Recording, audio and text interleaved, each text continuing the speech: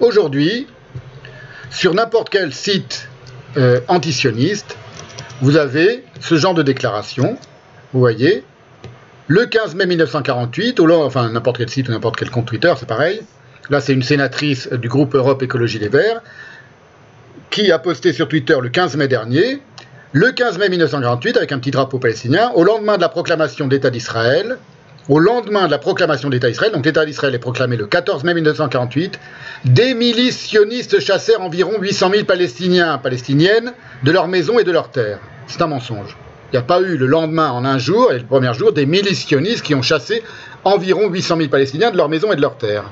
Entre 1947 et 1948, plus de 500 villages de Palestine furent détruits. Tout ça, ce sont historiquement, c'est de la très grossière propagande. Je le montrerai en détail, mais c'est pour vous montrer que c'est pas fréquent les gens qui font des nuances lorsqu'ils parlent de ce conflit. Vous voyez ? Là, on est vraiment dans le degré zéro de la probité simplement historique.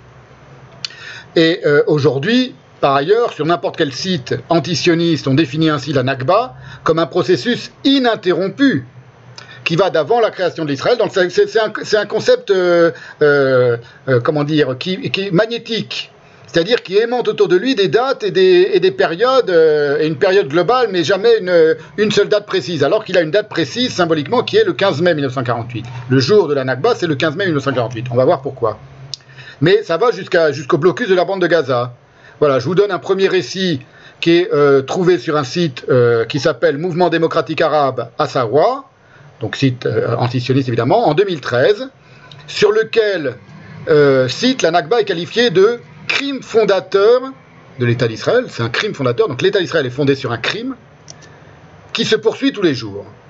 Le 15 mai 1948, trouve-t-on sur ce site, la Palestine est rayée des cartes au lendemain de la proclamation de l'État d'Israël, que la communauté internationale s'est empressée de reconnaître. Dans les mois qui ont précédé et suivi ce jour funeste, des centaines de villes et villages palestiniens furent détruits par les forces armées sionistes, forçant 2/3 de la population palestinienne à prendre la route de l'exil. La Nakba, catastrophe en arabe, palestinienne, n'est pas juste une période révolue, c'est une entreprise systématique de déracinement des Palestiniens de leurs terres et de répression pour les priver de toute expression politique propre. Preuve en est, la colonisation continue en Cisjordanie et l'épuration, preuve en est, les nombreux massacres commis par l'État colon depuis 1948. Écoutez bien la rhétorique, là on est dans la pure rhétorique antisioniste. Preuve en est, la colonisation continue en Cisjordanie et l'épuration ethnique qui se poursuit encore aujourd'hui à Jérusalem ou dans le Nakab, le Negev en arabe. Preuve en est, du blocus et des bombardements que les habitants de Gaza subissent depuis plusieurs années. Preuve en est encore du mur, avec un M majuscule, le mur des lamentations, qui défigure la Palestine. Ah non, pardon, le mur de sécurité qui sépare la Cisjordanie d'Israël. Le mur, avec un mur majuscule. Vous voyez, c'est pas un hasard s'ils mettent un mur à M majuscule pour un juif ou un israélien, il voit le mur, il pense immédiatement au mur occidental, au mur du temple. Non, là il parle du mur. Il y a un mur et un mur, qui défigure la Palestine, privant les Palestiniens de leurs terres et participant à la ghettoisation de régions entières. Tous les mots sont choisis, évidemment, ghettoisation, etc. Cette agression a rencontré une résistance, elle aussi continue, en se réorganisant sans cesse dans l'exil ou sous occupation. Nous l'avons vu à Gaza en novembre dernier, donc c'était en 2013, j'ai dit. Nous l'avons vu à Gaza en novembre dernier, la résistance palestinienne a su faire face à l'ennemi, malgré le blocus et les bombardements. Nous la voyons dans les prisons de l'occupant. Les prisonniers palestiniens, armés de leurs simples estomacs, ont mené des grèves de la faim qui ont fait reculer l'ennemi plus d'une fois. Nous le voyons aussi chaque semaine dans les campagnes où les paysans palestiniens manifestent contre les colons armés et luttent contre l'expropriation de leurs terres. 65 ans déjà, donc c'était 65 ans après 1948. Plusieurs générations se sont succédées, mais la mémoire palestinienne n'en reste pas moins vive, et la jeunesse palestinienne est aujourd'hui marquée dans sa chair et dans son sang par un désir de résistance, de retour et de libération. Alors évidemment, c'est une rhétorique immédiatement reconnaissable, et il s'agit d'une démonstration d'évidence. C'est pas de la pensée, c'est pas de la réflexion. Preuve en est, et nous le voyons. Et évidemment, ce qui n'est pas dit, ce qui n'est jamais dit par ces gens-là, c'est que s'il faut apporter des preuves, preuve en est, je vous prouve que j'ai raison.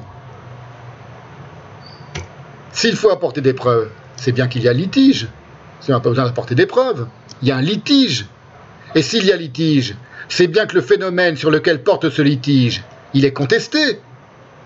par les Juifs, par les Israéliens, par les sionistes, qui ne sont pas du tout d'accord avec cette interprétation du conflit.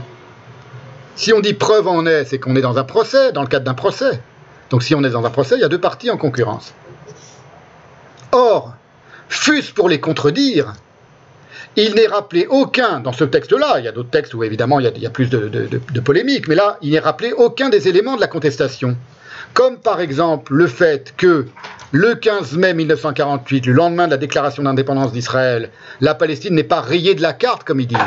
C'est ridicule comme expression, comme si une bombe atomique avait été lancée par les sionistes sur un lieu nommé Palestine. Mais que l'État d'Israël, proclamé la veille, ils disent le 15 mai, ils disent pas que le 14 mai l'État d'Israël vient d'être proclamé, est attaqué et envahi sur toutes ses frontières par les armées de la Ligue arabe. Parce qu'évidemment, ça donne une image d'Israël se défendant légitimement. Israël attaqué. Israël est né le 14 mai 1948 et le 15 mai 1948, il est attaqué immédiatement à ses frontières par toutes les armées liguées de la Ligue arabe contre lui. Ça, c'est historique, si vous voulez. On peut s'en réjouir, ou si on est pro-palestinien ou pro-arabe ou anti-sioniste, et on peut le déplorer si on est pro-israélien. Et évidemment, Israël va gagner cette guerre au bout d'une année de guerre. Et c'est là que commence l'histoire d'Israël. Donc le lendemain de la proclamation de l'État d'Israël, il y a immédiatement une guerre d'invasion qui est lancée, une guerre génocidaire, je vais le rappeler aujourd'hui, qui est lancée contre ça. Ça n'est jamais dit. Donc on emploie la rhétorique du litige, mais on ne dit pas qu'il y a litige, et on ne dit pas quels sont les éléments des uns et des autres. Quels sont pas les éléments, quels sont les arguments. Ne fût-ce que pour les contester. Vous voyez, on est déjà dans une forme de mauvaise foi qui est typique de l'idéologie antisioniste, c'est-à-dire qu'il y a des tas de choses que l'on dissimule, des tas de sales petits secrets qu'on met sous le tapis et dont on ne parle jamais. Là, on est typiquement dans un discours idéologique, dans une rhétorique idéologique. Autre récit des mêmes circonstances, en 2018, donc toujours autour de la Nakba. Qu'est-ce que c'est que la Nakba ? Ou plutôt, qu'est-ce qui s'agrège autour de cet étrange signifiant qui signifie littéralement catastrophe. 2018, dans un journal censé sans